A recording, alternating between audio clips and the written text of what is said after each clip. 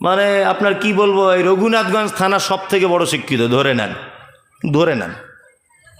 তা আমি এবারে ওই সিপিএম থেকে ভোটে দাঁড়াবো, পঞ্চায়েত ভোটে। আর এই যে মানুষটি আছেন, আমি চিনি না, একটু বোঝানোর জন্য জাস্ট। তা ইনি লেখাপড়া কিছু জানেন না, সাধারণ লোক। উনি দাঁড়াচ্ছেন এবার তৃণমূল থেকে। আমি কিন্তু খুব শিক্ষিত লোক। আচ্ছা বলুন তো, জেতার সম্ভাবনা কার আছে? হ্যাঁ, টিএমসির, তাই না? অথচ পার্লামেন্টে যখন বিভিন্ন ব্যাপারে বিল পাস করা হয়, আমাদের বিপক্ষে যখন কোনো আইন তৈরি করা হয়, তখন কিন্তু আমরা রাস্তাতে পথ অবরোধ করে বসে থাকি, খাই কি না? কেন এটা করা হলো, কেন এটা হবে, ঈদের দিনে কেন পরীক্ষা, ঈদের দিনে কেন অমুক, এটা কেন হবে, ওটা কেন হবে, করি কি করি না? চিল্লামিল্লি করি কি করি না? করি। আসলে দোষ তো সরকারের নয়, পার্লামেন্টেরও নয়, দোষ আপনার। আপনি অশিক্ষিত লোককে ভোট দিয়ে ওই জায়গায় পাঠিয়েছেন, তার থেকে ভালো কি আশা করতে পারেন? হ্যাঁ, আপনি তো নিম্ন কোয়ালিটির মানুষকে পার্লামেন্টে পাঠিয়েছেন, তার থেকে ভালো কি আশা করতে পারেন? একদম পারেন না। তা দোষ তাদের নয়, দোষ আপনার। ভোটটা তোমার সময় একবার দেখতে হবে না যে যদু মধু রামশ্যাম কাকে দিচ্ছে আমি? শিক্ষিত মানুষদের মর্যাদা আমাদের কাছে নেই, অথচ আমি বিশাল শিক্ষিত মানুষ, আমাকে কেউ দেবে না। অথচ শিক্ষিত মানুষদের সম্মান দিয়েছেন কে? আল্লাহ। পৃথিবীর সূচনা থেকেই শিক্ষিত মানুষদের, জ্ঞানী মানুষদের সম্মান আছে। পবিত্র আল কোরআন বলছে, ওয়া আল্লামা আদামাল আসমাআ কুল্লাহা সুম্মা আরাদাহুম আলাল মালাইকাতি ফাকাল আম্বিউনি বিআসমাই হাউলাই ইন কুনতুম সাদিকিন। আদম আলাইহিস সালামকে আল্লাহ সুবহানাহু ওয়া তাআলা তৈরি করলেন। তৈরি করার পরে পৃথিবীর প্রতিটা বস্তুর নাম জানিয়ে দিলেন, প্রতিটা জিনিসের নাম জানিয়ে দিলেন। এরপরে আল্লাহ সুবহানাহু ওয়া তাআলা ফেরেশতাদেরকে ডেকে বলছেন, আর আদমকেও ডাকলেন। ফেরেশতার আদমকে ডেকে এবার আল্লাহ ফেরেশতাদেরকে বলছে, তোমরা এই জিনিসের নামগুলো বলতে পারবে? তখন বলছে, না আল্লাহ বলতে পারবো না, আপনি যতটা শিখিয়েছেন ততটাই বলতে পারবো, বেশি বলতে পারবো না। তখন আল্লাহ তাআলা বলছেন, আদম বলো তো এই জিনিসগুলোর নাম। আদম আলাইহিস সালাম সব নাম বলে দিলেন। তখন আল্লাহ তাআলা অর্ডার করছেন ফেরেশতাদেরকে যে তোমরা একে সেজদা করো। আদমকে সেজদা করেছিল কি করেনি? একজন করেনি, মিস্টার ইবলিস, তাই না? একজন করেনি, বাকি সবাই করেছিল। আচ্ছা বলুন তো, সেজদা কেন করলেন? আদম জ্ঞানী বেশি তাই না? আদম বেশি জানে তাই। তার মানে বোঝা গেল পৃথিবীর সূচনা থেকে জ্ঞানী মানুষদের সম্মান আছে না নেই? আছে। তবে এটা আবার কোন জ্ঞানী সেটাও জানার ব্যাপার আছে। এটা একটু ভেঙে বলে দিই নাকি? কোন জ্ঞানী এটা আবার জানার ব্যাপার আছে না নেই? সমাজে একটা মারাত্মক ভাইরাস চলছে, যদি এ কথা আমার মুখে মানায় না, কারণ আমি অল্প শিক্ষিত মানুষ তো। তবে শিক্ষিত আমি অল্প হতে পারি, তবে ভাববেন না যে একেবারে জানি না, এটাও ভাববেন না আপনি। হয়তো বেশি জানি না, তবে একেবারে কমও নয় যে অচল। শিক্ষিত কাকে বলে সেটা আগে দেখতে হবে। আল্লাহর কাছে শিক্ষিতকে, আল্লাহ কাকে শিক্ষিতর সার্টিফিকেট দিচ্ছেন সেটা আগে দেখতে হবে। আল্লাহ সুবহানাহু ওয়া তাআলা বলছেন, কুল, নবী আপনি বলুন, হাল ইয়াস্তাবিল্লাযিনা ইয়ালামুনা ওয়াল্লাযিনা লা ইয়ালামুন, নিশ্চয়ই যারা জানে আর যারা জানে না এরা উভয় সমান নয়, সমান নয়। আচ্ছা বলুন তো, আল্লাহ এখানে কি জানার কথা বললেন? কে? যে দ্বীনের জ্ঞান, কোরআনের জ্ঞান যার ভিতরে নেই আর যার ভিতরে আছে, দুজন সমান নয়। আল্লাহ সুবহানাহু ওয়া তাআলা তার পরের আয়াতে বলছেন, কুল হাল ইয়াস্তাবিল আমা ওয়াল বাসীর ওয়াদ-দুলুমাতি ওয়ান-নূর, নবী আপনি বলুন, নিশ্চয়ই চক্ষু বিশিষ্ট আর চক্ষুহীন এরা দুজন সমান নয়। চোখওয়ালা লোক আর অন্ধ লোক দুজন সমান নয়। আল্লাহ এখানে বোঝাতে চেয়েছেন যে কোরআনের জ্ঞান যার ভিতরে আছে সে চোখওয়ালা লোক, আর যার ভিতরে কোরআনের জ্ঞান নেই সে অন্ধ লোক, তাই না? আমি মমতাজুল ইসলাম, দুই চোখের অন্ধ। আমাকে আপনি একটা 5 ব্যাটারির লাইট দিয়েছেন, দিয়ে যদি বলেন এই 5টা লোককে মেন রোড পর্যন্ত তুলে দিয়েছো, আচ্ছা বলুন তো আমি কি মেন রোড পর্যন্ত ওনাদেরকে রাস্তা ঠিক করে পৌঁছাতে পারবো? আমার হাতে লাইট থেকে কোনো লাভ আছে? নাই, কারণ আমি অন্ধ, তাই না? এবার সামাজিক একটা কথা বলে দিচ্ছি, খুব মনোযোগ সহকারে শুনুন। আমি জানি আমার এই কথা সমাজের মানুষ গ্রহণ করবে না, বলবে ভ্যাট বকছে। তবে কথা একদম বাস্তব যদি না হয় আপনি আমার সঙ্গে এই ব্যাপার নিয়ে একটু আলোচনা করুন, আমার জ্ঞানটা আপনাকে দিই, আপনার জ্ঞানটা আমি নেই। অবশ্যই আপনার কাছে বেশি পরিমাণ জ্ঞান থাকলে আমি গ্রহণ করতে সর্বক্ষণ প্রস্তুত আছি ইনশাআল্লাহ। এক, আমাদের সমাজের সবথেকে বড় অপরাধ যেটা, সেটা হচ্ছে এই বর্তমান যে মিশনগুলো, যে স্কুলগুলো চলছে, এই স্কুলগুলো দেখবেন আজকে একতলা ছিল, কালকে 5 তলা হচ্ছে। কি হচ্ছে না? হচ্ছে। স্কুল, মিশন, এইগুলো, তাই না? আর দেখবেন আপনাদের লালগোলা থানা, আর এইদিকে রঘুনাথগঞ্জ থানা, ওইদিকে সুতি থানা, এইদিকে নবগ্রাম, এই যত থানা এলাকায় যত মাদ্রাসাগুলি আছে, দেখেছেন মাদ্রাসাগুলির কোনো ডেভেলপ? হ্যাঁ, সেই যেমন গরুর গাড়ি মতো চলছে, ধুক ধুক ধুক, তেমনই চলছে। কোনো ডেভেলপ আছে? নাই। আপনি ওমরপুরে দেখুন যে মিশনগুলো হয়েছিল 2, 4, 5 বছরে আঙুল ফুলে কলা গাছ হয়ে গেছে। গেছে কি যায়নি? গেছে। আসলে মিশনগুলো যারা পরিচালনা করেন, এনারা ওই লাইনেরই শিক্ষিত মানুষ। পরিচালনা কিভাবে করতে হবে ওনারা ভালো জানেন, এই কারণে এত ডেভেলপ। আর মাদ্রাসাগুলি আল্লাহ সুবহানাহু ওয়া তাআলা বলছেন যাদের কাছে দ্বীনের জ্ঞান নেই, এরা অন্ধ। এই অন্ধ মানুষদের দিয়ে মাদ্রাসাগুলো পরিচালনা করা হচ্ছে। এই কারণে মাদ্রাসার কোনো উন্নতি নেই। একটা মাদ্রাসা আপনি দেখতে পাবেন না যে বড় কোন আলেমকে মাদ্রাসার সভাপতি করে দেওয়া হয়েছে, খুঁজে পাবেন না। কোরআনের ভাষাতে যারা অন্ধ মানুষ, এদেরকে দেওয়া হয়েছে মাদ্রাসার দায়িত্ব। এ হাদিস কোরআনের কি বুঝবে? কি বলছি বুঝতে পারছেন না? আল্লাহ, কোন দিনের জ্ঞান নেই, এই সমস্ত মানুষদের মাদ্রাসার দায়িত্ব দিয়ে দেওয়া হচ্ছে। কোন সিলেবাস কখন পড়াতে হয়, কোন আলেমকে দিয়ে কোন হাদিসের দার্স দিতে হয়, কিভাবে এই শিক্ষাটা ডেভেলপ করা যায়, উনি ভালো বুঝতে পারবেন না, কারণ উনি ওই লাইনের লোক নয়। ওই লাইনের লোক। আমি ফুটবল কোনোদিন খেলতে পারি না, কোনোদিন আমি ফুটবল খেলা জানি না। তা আপনাদের গ্রামে এসেছি, ইসলামপুরে এসে দেখছি বল খেলার মাঠে 16 দলের একটা খেলা চলছে। তা আমি বক্তা, লোকে বলে আমি বক্তা, আমি একজন আলেম মানুষ, সবাই গ্রামের লোক ভালোবাসে। তাড়াতাড়ি করে রেফারি সাহেব বাঁশিটা ফিলে আমায় বলছে, আপনি রেফারিটা করুন একটু দয়া করে, সম্মানী লোক, আপনি রেফারিটা করুন। আচ্ছা বলুন তো, আমি যদি শেষ পর্যন্ত রেফারিটা করি, তাহলে খেলা শেষ পর্যন্ত পৌঁছাবে না 4-5 জন হসপিটালে ভর্তি হবে? কোনটা? হ্যাঁ, 4-5 জন হসপিটালে ভর্তি হয়ে যাবে। কারণ কি করে হ্যান্ডবল হয় আমি জানি না, কোথায় কিভাবে থ্রো করতে হয় এই জ্ঞান আমার নেই, তাই না? কি করে অফসাইড হয় এটা আমি জানি না, কিভাবে কোথা থেকে কর্নার হয় এটা আমি জানি না। জানি তাহলে আমি ভুল জায়গাতে বাঁশি বাজিয়ে দেবো। জি, তা আমাদেরকে বুঝে নিতে হবে। আজকে এমন লোকদেরকে আমরা মাদ্রাসা মসজিদের ডিপার্টমেন্টগুলো দিয়ে দিয়েছি যারা এই ডিপার্টমেন্টে থাকার যোগ্যতা নেই যাদের।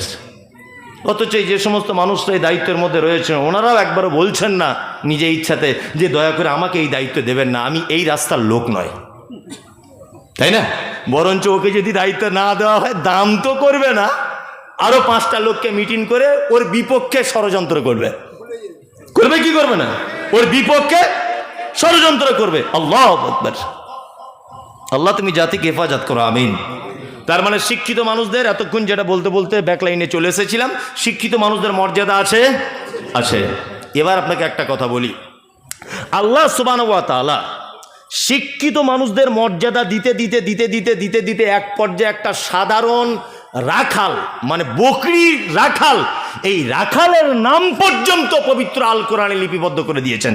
তারই নাম লোকমান হাকিম। নবীও নন, রসুলও নন। লোকটা বাড়ি কোথায় আমরা জানি যে দুর্ভিক্ষের মহাদেশ বলা হয় দক্ষিণ আফ্রিকাকে, এটা আমরা ইতিহাস পড়েছি। দুর্ভিক্ষের মহাদেশ বলা হয় কোথায়? দক্ষিণ আফ্রিকাকে। এই দক্ষিণ আফ্রিকার একটি শহরের নাম হচ্ছে হাবাসা, বর্তমানে যার নাম ইথিওপিয়া। এই ইথিওপিয়াতে জন্মগ্রহণ করেছিলেন লোকমান হাকিম। পেশায় তিনি একজন মানে কাঠের ফার্নিচারের মিস্ত্রি। আর পেশায় কি ছিলেন না, আর পেশায় তিনি ছিলেন বকরি চড়াতেন, ছাগল চড়াতেন, যেটা সহজ বাংলা, ছাগল চড়াতেন।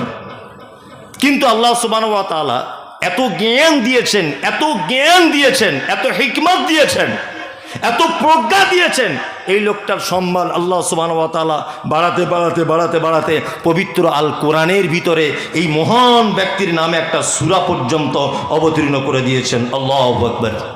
এই লোকমান হাকিম তার বেটাকে জাহান্নামের আগুন থেকে বাঁচাবার জন্য কয়েকটা উপদেশ দিচ্ছেন। সেই উপদেশটা আপনার সামনে আমিও দিচ্ছি আল্লাহর কোরআন থেকে। ইনশাল্লাহ আমরা আমার পরিবারকে এই উপদেশগুলো দিব ইনশাল্লাহ। ইনশাল্লাহ। এক, লুকমান হাকিম তার বেটাকে জাহান্নাম থেকে বাঁচাবার জন্য বলছেন, ওয়াইদ ক্বালা লুকমান আলী ইবনিহি, লুকমান হাকিম তার বেটাকে বলছে, হুয়া ইয়াইদুহু ইয়া বুনাইয়া লা তুশরিক বিল্লাহ ইন্নাশ শিরকা লাযুলমুন আযীম। লুকমান হাকিম তার বেটাকে বলছে, হে বেটা, আল্লাহর সাথে কখনো শিরিক করে দিও না। নিশ্চয়ই পৃথিবীতে পাপের জগতে সবথেকে বড় পাপ, তার নাম হচ্ছে শিরক। বড় পাপের নাম কি? শিরক। শিরক মানে কি এটা বুঝে নিতে হবে। এক, শিরক মানে আল্লাহর যে ক্ষমতা আছে, এই ক্ষমতা পৃথিবীর অন্য কারো আছে এটা মনে করা শিরক। সহজ বাংলায় বুঝলেন? আল্লাহর যে ক্ষমতা আছে, এই ক্ষমতা পৃথিবীর অন্য কারো আছে এটা মনে করা শিরক। এর বিপরীত শব্দ কি? এর পক্ষের শব্দ কি? এর পক্ষের শব্দ, বিপক্ষের শব্দ হচ্ছে তাওহীদ। এর মূল শব্দ কি? তাওহীদ। তাওহীদ মানে একজন বলুন, কে কে বলছে একত্ববাদ? এটা আহলে হাদিস গ্রাম তো। তাওহীদ মানে কি? একটা লোক বলুন, সামনে থেকে অন্ধকারে দেখতে পাচ্ছেন, একটা লোক বলুন। তাওহীদ মানে একত্ববাদ। কেমন একত্ববাদ আপনাকে বলছি। এই তুমি উঠে দাঁড়াও, তোমার নাম কি? হ্যাঁ, হেফজুর রহমান। হেফজুর রহমান, তুমি উঠে দাঁড়াও। আচ্ছা, আমি ওকে বললাম, তাওহীদ বোঝাচ্ছি আপনাকে। আপনি ভাববেন না যে গতানুগতিক কোনো বক্তব্য রাখছি, আপনি এটা জানার বিশেষ প্রয়োজন। তাওহীদ কি সেটা আমি বলছি। এক, হেফজুর রহমান তুমি দাঁড়াও। হেফজুর রহমান দাঁড়িয়ে গেল। আচ্ছা, ওর পাশে আছে খায়রুল। খায়রুল, ওকে দাঁড়াতে বললাম। ও যদি ওর পাশে আবার উঠে দাঁড়ায়, তাহলে বলুন তো ও ভুল করবে না ঠিক করবে? বসো তুমি। ও ভুল করবে না ঠিক করবে? বলুন। ভুল করবে, অন্যায় করবে। কারণ আমি একক ব্যক্তিকে নাম ধরে নির্দিষ্ট করে ওকে আমি উঠতে বলেছি। ওর পরিবর্তে বা ওর পাশে যদি কোনো মানুষ ওর সাথে ওঠে, নিশ্চয়ই সে অন্যায় করবে। এর নাম তাওহীদ। তাওহীদ মানে একক, দ্বিতীয় কোনো পক্ষ থাকবে না, কোনো বিষয়ে দ্বিতীয় কোনো পক্ষ থাকবে না। এর নাম কি? তাওহীদ। তাওহীদ তিন প্রকারের, ভালো করে বুঝে নেন। এক, তাওহীদে উলুহিয়াত, তাওহীদে রুবুবিয়াত, তাওহীদে আসমা ওয়াস সিফাত। আল্লাহকে এক রব বলে মেনে নেওয়া, ইবাদত শুধুমাত্র আল্লাহর জন্য করা। আসমা ওয়াস সিফাত, আল্লাহর কিছু গুণবাচক নাম আছে, সেই নামটাকেও মেনে নেওয়া, সেই গুণটাকেও মেনে নেওয়া।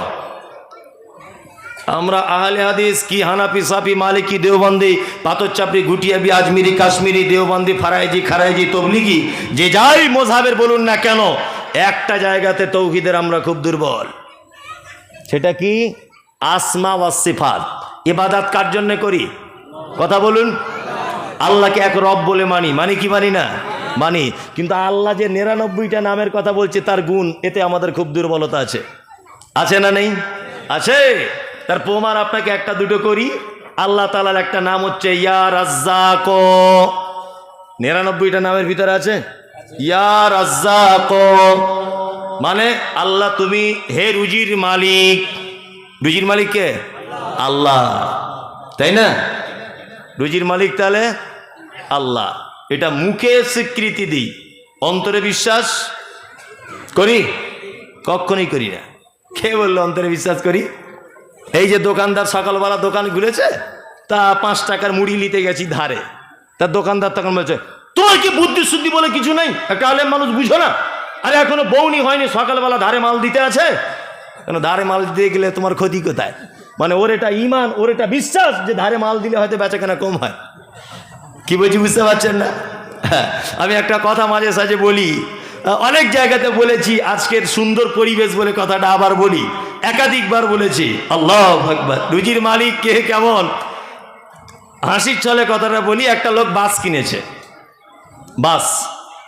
তা বাস কিনে লোকটা পীর সাহেবের কাছে গেছে, যে বলছে পীর সাহেব আমাকে একটা তাবিজ দিয়েন। তা পীর সাহেব তখন বলছে, লকডাউনের কারণে তাবিজের দাম তো বেড়েছে হালকা একটু, এখন 10,000 হয়ে গেছে 7,000-এর থেকে।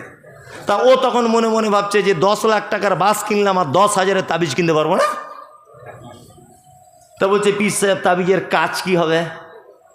তা বলছে কাজ মানে তাবিজ নিয়ে যাবে, তোমার ড্রাইভার যেখানে বসে বাসটা চালাবে ওর পাছার তলাতে তাবিজটা লাগিয়ে দিবে লাল সুতো দিয়ে, আর দেখতে পাবে রোডে যখন তোমার বাস চলবে অন্যান্য সব বাস ফাঁকা চলবে, তোমার বাসে দেখবে প্যাসেঞ্জার বাদুরের মতো ঝুলছে।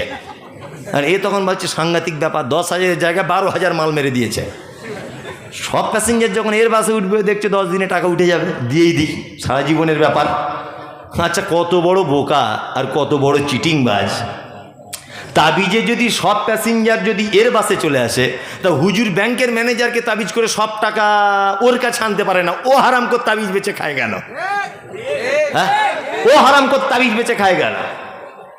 হ্যাঁ, দোকানে বেচা কেনা হয় না, মসজিদের ইমাম সাহেবকে গিয়ে বলছে আপনাকে একটা কথা বলো, কি বলো, যে তাবিজ দেন না? বলছে হ্যাঁ দেবো, পাল্লার তলাতে আঠা দিয়ে চিটিয়ে দেবে। যে কি হবে? সব কাস্টমার তোমার দোকানে, পল্টু মন্টু শেফালি মুখার্জি ব্যানার্জি সব দোকান সব মাছি ওড়াবে, তুমি মাল মেপে উঠতে পারবে না। তো ইমাম সাহেবের তাবিজে যদি সব কাস্টমার তোমার দোকানে আসে, তো আজকে 37 বছর চাকরি করছে, ওর বেতন 3800 টাকা, ও সভাপতিকে তাবিজ করে একটু বেতন বাড়াতে পারে না কেন? হ্যাঁ, ও নিজের বেতনটা একটু বাড়িয়ে নিতে পারে, পারে কি পারে না? পারে। তার মানে বুঝে নিতে হবে সব শির, সব ভণ্ডামি। রুচির মালিক কে? আল্লাহ। কে দিতে পারে রুজি? আল্লাহ, আল্লাহ, আল্লাহ।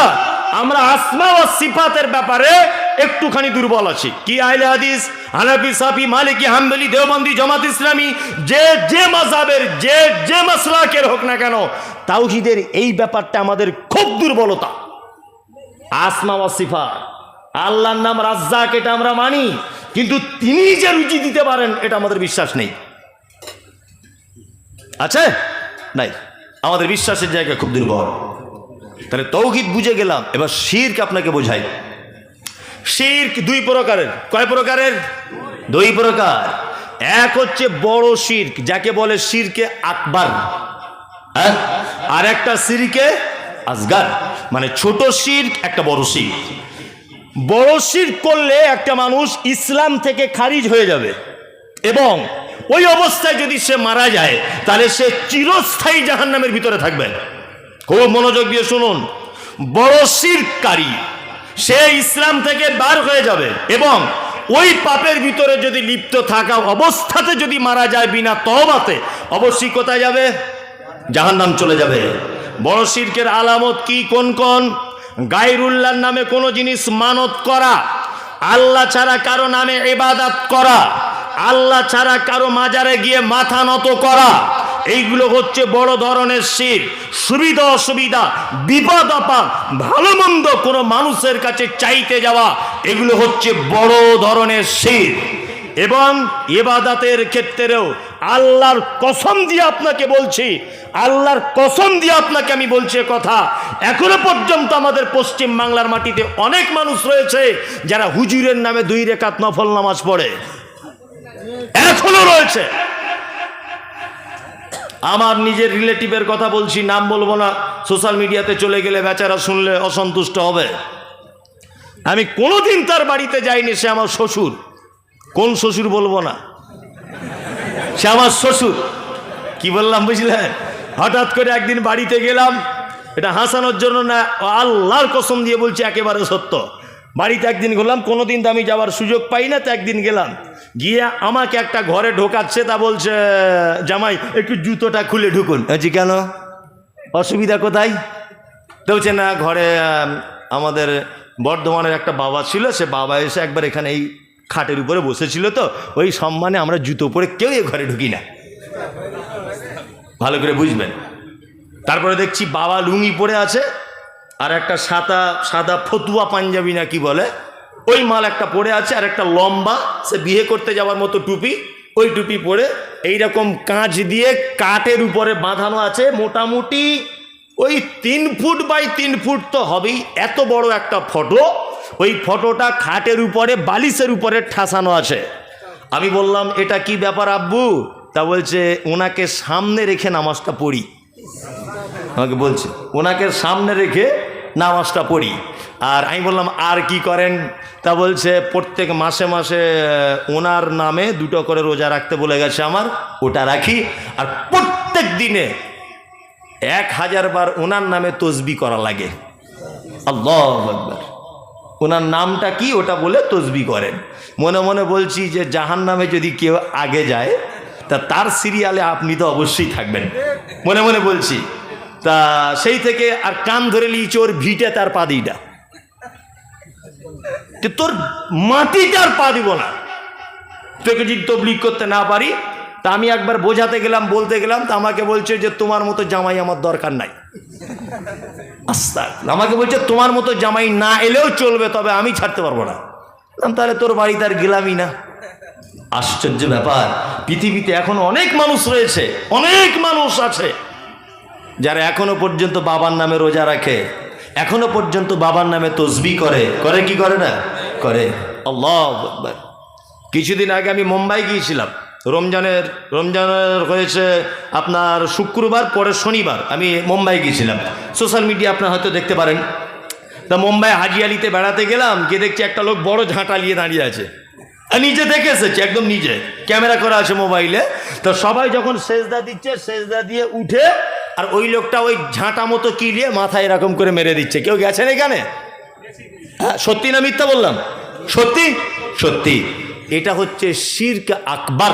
এই অবস্থায় যদি একটা মানুষ মারা যায় অবশ্যই জাহান্নাম চলে যাবে। কোরআন একটা শব্দ আছে, তার নাম মুশরিক। আছে না নেই? মুশরিক কাকে বলে জানেন এটা? আচ্ছা বলুন তো, হিন্দু মুশরিক কি মুশরিক নয়? একদম মুশরিক নয়। কে বললো হিন্দু মুশরিক? হিন্দু মুশরিক নয়। হিন্দুদের ব্যাপারে বলা আছে সাবেই। হিন্দু ভাইরা হচ্ছে সাবেই। সাবেই কারা? যারা আল্লাহ আছে এটা মানে। ভালো করে বোঝার চেষ্টা করুন। যারা আল্লাহ আছে এটা মানে আর মাটির দেবদেবীর পূজা করে, তাদের আলাদা আলাদা দেবীর আলাদা আলাদা ক্ষমতা আছে, এটাও বিশ্বাস করে। এরা হচ্ছে সাবেই। বর্তমান হিন্দু ভাইরা এরা আল্লাহকে মানে, বলে না উপরওয়ালা, কিছু হলে বলে না উপরওয়ালা, তার মানে উপরে একজন আছে, ও জানে। জানে কি জানে না? আবার আলাদা আলাদা ঠাকুরের আলাদা আলাদা পাওয়ার। ওই জন্য দেখবেন যারা লোহা লাকড়ের কাজ টাজ করে, ওরা দেখবেন কিসের পূজা করে? বিশ্বকর্মা। মানে ওরা জানে যে লোহা লক্করের ডিপার্টমেন্টে বিশ্বকর্মা আছে, এটা ওনাদের ধারণা, তাই না? তাই। আর গঙ্গাতে নেমে যখন প্রণাম করে সূর্যের দিকে, ওরা একটা ধারণা করে যে মা গঙ্গা দেবীর সন্তান পৃথিবীতে যত মানুষের আগমন, এই জন্য গঙ্গা দেবীকে প্রণাম করেন ওনারা। যাই হোক, আমি ভিন্ন ধর্মের কথা বলছি না, ওনারা ওনাদের জায়গায় সঠিক, ওনারা ওনাদের জায়গায় ঠিক। আমি কোনো ধর্মকে ছোট করতে চাইছি না। মুশরিক তাহলে কারা? মুশরিক হচ্ছে তারা যারা এক আল্লাহকে মানে, এক আল্লাহর ক্ষমতাকে মানে, অথচ আল্লাহর কাছে ডাইরেক্ট পৌঁছানো যায় না, দেবদেবীর মাধ্যমে পৌঁছাতে হয়, এই আকীদা পোষণ করে, এই বিশ্বাস রাখে, এরা হচ্ছে মুশরিক। যেমন হযরত মুহাম্মদ সাল্লাল্লাহু আলাইহি ওয়াসাল্লামকে আল্লাহ তাআলা বলছেন, নবী আপনি আবু জেহেলকে বলুন কাবার মালিক কে। আবু জেহেল এক বাক্যে বলবে কাবার মালিক আল্লাহ। আপনি জিজ্ঞাসা করুন রাত এবং দিনের বিবর্তনের মালিককে, তারা এক চান্সে বলবে আল্লাহ। আপনি বলুন সুস্থতা অসুস্থতার মালিককে, তারা বলবে এক চান্সে আল্লাহ। আপনি জিজ্ঞাসা করুন হায়াত মওতের মালিককে, তারা এক বাক্যে বলবে আল্লাহ। তবে সেই যুগের মুশরিকদের এটা ধারণা ছিল আল্লাহ সমস্ত কিছুর ক্ষমতাবান, অবশ্যই তিনি ক্ষমতাবান, অবশ্যই তিনি ক্ষমতাবান। তবে মুহাম্মদ শুনে রেখে দাও, তোমার আল্লাহর কাছে ডাইরেক্ট পৌঁছানো যায় না, 360টা দেবদেবীর পূজা করার মাধ্যমে তোমার আল্লাহর কাছে পৌঁছাতে হয়। বর্তমান বিশ্বে পশ্চিম বাংলাতে, ভারত পাকিস্তান বাংলাদেশের মাটিতে এইরকম কিছু মুসলিমদেরও আকীদা রয়েছে যে আল্লাহর কাছে ডাইরেক্ট পৌঁছানো যায় না, হুজুরের মাধ্যমে আল্লাহর কাছে পৌঁছাতে হয়। ওই জন্য আমি বলি যে মক্কার মুশরিক আর পশ্চিম বাংলার মুশরিকের এতটুকুই ডিফারেন্স। তখনকার দিনের মুশরিকেরা মাটির দেবদেবী, পাথরের দেবদেবী তৈরি করে মাটির উপরে রেখে তাদের মাধ্যমে আল্লাহকে খুঁজে পেতে চাইতো। আর বর্তমানের হুজুর যে মুশরিক, এর বাপকে দাদুকে কবরের ভিতরে ঢুকিয়ে দিয়ে আল্লাহকে তার মাধ্যমে ডাকতে চাইছে। মানে তখনকার দিনের মুশরিক মাটির উপরে রেখে আল্লাহকে ডাকতো, আর এ হুজুর বড় পাঞ্জাবি পরা, সাদা ছাদ পাগড়ি মাথায় দিয়ে, হাতে তসবিহ নিয়ে, এই মুশরিক আর ওই মুশরিকের ডিফারেন্স এই জায়গাটায়। তারা উপরে দেবদেবী রাখতো, এ দেবদেবী রাখিনি, এ দাদুকে কবরের ভিতরে ঢুকিয়ে তার মাধ্যমে আল্লাহর কাছে পৌঁছানোর চেষ্টা করছে। তার মানে এও মুশরিক ও মুশরিক। কোনো ডিফারেন্স আছে? কোনো ডিফারেন্স আছে?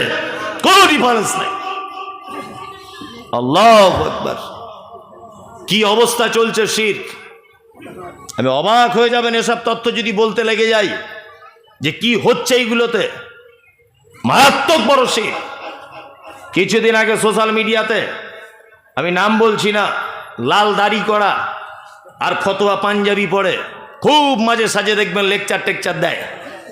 উনি বলছেন যে মমতাজুল ইসলামের বাপের কত ক্ষমতা আছে, বাড়ি থেকে একটা কোদাল নিয়ে আসুক, আমার দাদুর কবর খুঁড়ুক, আমার দাদু কবরে জীবিত, দেখি মমতাজুলের বাপের কত ক্ষমতা আছে। তা মনে মনে ভাবলাম, ওরে হুজুর, তোমার দাদু যদি জীবিত থাকবে তা জীবিত অবস্থায় জানাজা পড়ে নিলে? জীবিত মানুষের তো জানাজা হয় না, হয় না। মানে এদের উচিত শিক্ষা দেওয়ার জন্য একটা কাজ করা লাগবে। একটা কথা সব সময়তে বলি, আবার আপনাকে বলার চেষ্টা করছি। একটা লোক রাতে স্বপ্ন দেখেছে, তার স্বপ্নটা পীর সাহেবের কাছে ব্যাখ্যা করতে এসেছে যে হুজুর একটু স্বপ্নের ব্যাখ্যাটা করে দেন তো। তা পীর সাহেব তখন বলছে কি দেখেছো বলো। তখন ছেলেটা বলছে আমি দেখছি হুজুর, আমার ডান হাতে মধু আর বাম হাতে পায়খানা, বুঝলেন তো। তা